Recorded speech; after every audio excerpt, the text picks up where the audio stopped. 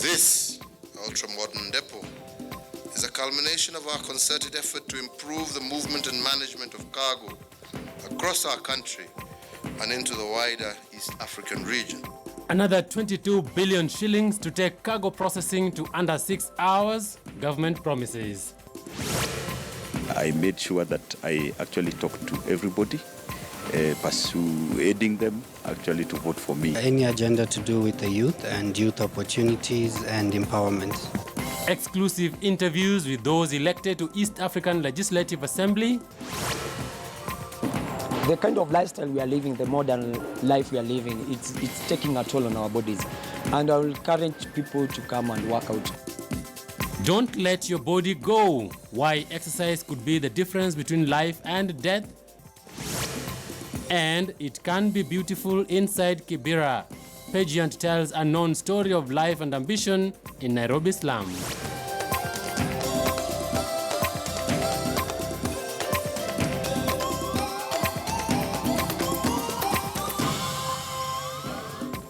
And those are some of our top stories tonight. Trust you're having a good Saturday evening on the 16th day of December 2017. Just 15 days to the close of the year 2017. This is KTN Weekend Prime. My name is Michelle Ngele. Let's begin with our top stories tonight. Now, containers landing at the inland container depot in Nairobi could be cleared in 6 hours following the expansion of the depot. The Standard Gauge Railway will serve as a link between the Mombasa port and the upgraded depot, enhancing operation of freight movement across the country once CSGR construction is finalized. Our reporter Caroline B followed the events at the commissioning of the 22 billion upgraded depot by President Uhuru Kenyatta today. President Uhuru Kenyatta's first order of business Saturday morning was to inspect progress of the tunnel. It is part of the Phase 2A of the SGR that links Nairobi to Naivasha, with further development expected to stretch to Kisumu and Malaba. The Mbulbul Tunnel is one of the 3 tunnels marked for construction and is 4.5 kilometers long, but the railway is yet to be laid. The other tunnels will run for 1 kilometer and 1.64 kilometers respectively.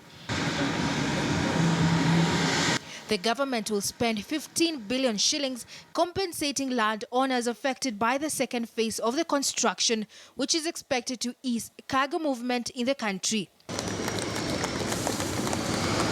The president then commissioned the upgraded inland container depot in Nairobi.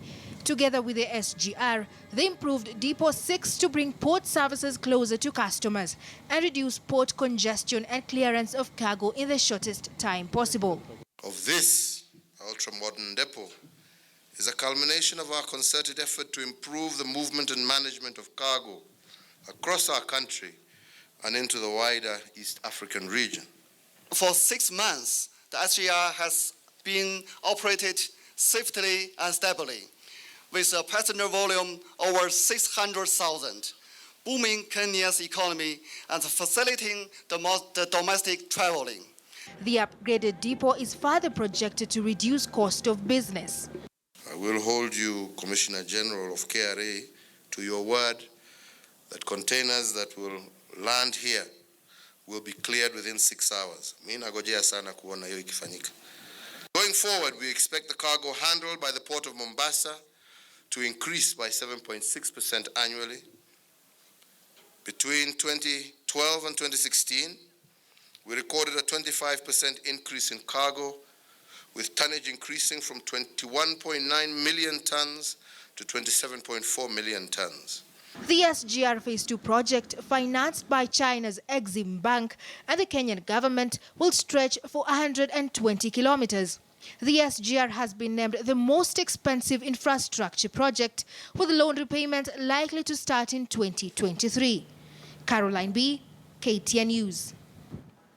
Meanwhile, President Uhuru Kenyatta's deputy William Ruto was in Kwale County for the official closing ceremony of the Governor's Induction Conference, and he called on county chiefs to think big and invest in projects that change people's lives. Francis Mtalaki with the details. The Council of Governors. Deputy President William Ruto has reaffirmed the national government's commitment towards a devolution and that differences between the two levels of government should be handled in a mature way. I believe that when it comes to devolution, we are of one mind, one heart, and that we are one in the same road, walking in the same direction. There will always be issues. There will always be areas where we don't agree. There will be some areas where there will be some misunderstanding. The solution is not in a shouting match. But I'm a strong believer that we are heading in the right direction. However, good judgment comes from experience. The council is wiser in matters devolution. Ruto, who was speaking at the official closing ceremony of the 4-day governor's induction, noted the importance of county governments investing in meaningful and well-researched development projects. And we already, under the Ministry of Industrialization, we already have priorities that have been identified through research for every county. It is my very honest expectation that every county government may want, even though you will do your own work, you may want to see what research at the national level has identified for your county. And we want to work with you as county governments to leverage on areas where you have competitive advantage in your county and develop those areas faster, better than the other areas that you don't have a competitive advantage. Some of the governors were concerned about the pending bills that were left by their predecessors. Francis Mtelaki, KT News, Kwale County.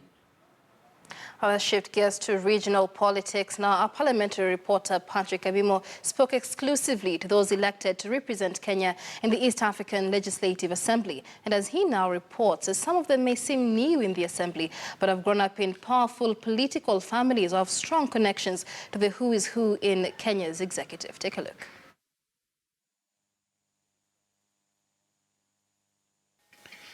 Kenya's bicameral parliament reserved Thursday afternoon sitting for election of members to the East African Legislative Assembly through a secret ballot. Kenya was the only country being awaited to send their nominees to the regional parliament to kickstart its legislative agenda. The counting of votes from the 25 candidates from both Jubilee and NASA who had been cleared for the polls extended late into the night. The final tally was announced a few minutes after 11 p.m. Former Kamukunji MP Simon Mbugua led the Jubilee cluster with 286 votes and was followed by Florence Jamatia, who garnered 252 votes. Former Tigania East MP Mpuri Aburi was third with 208 votes and was followed by former Mandera North MP Adan Mohamed Noru, who garnered 102 votes. Former Nyandarua County woman MP Wanjiku Moihia emerged fifth with 180 votes to complete the 5 slots reserved for Jubilee Party at EALA. From the NASA coalition, Kennedy Kalonzo, who is the son of NASA co-principal Kalonzo Musyoka, led the pack with 309 votes. Oburu Odinga, the elder brother to NASA co-principal Raila Odinga, was second with 243 votes. Former Mbalambala MP Abdikadir Aden garnered 235 votes, while former Wajir County woman MP Fatuma Ibrahim got 142 votes to complete the 4 slots reserved for NASA at EALA. We do not have regional balancing. We have around 3 candidates from Northeastern who now will go represent Kenya. And the rest are picked from areas that probably was a reward for either kinsmanship or a reward based on politics. We lobbied. I made sure that I actually talked to everybody, persuading them actually to vote for me. 36-year-old Florence Jamatia from Baringo County was third overall and floored some candidates considered bigwigs. Yes, who is Jamatia? I have been a very aggressive girl in terms of pushing and understanding what I want many times politically. Jamatia again is a student of political science, schooled in University of Nairobi. I've done all through in University of Nairobi. I also have a family. On the other side of my work, I have worked closely with political parties. I started with UDM. It grew to URP. I was among the directors there. And I consistently worked as a volunteer for probably 6 years, 6 to almost 8 years. No salary, nothing. The candidates shared some of their campaign winning strategies. You know, when I was in Parliament, everybody knows Mprom Tabori because I was working with them.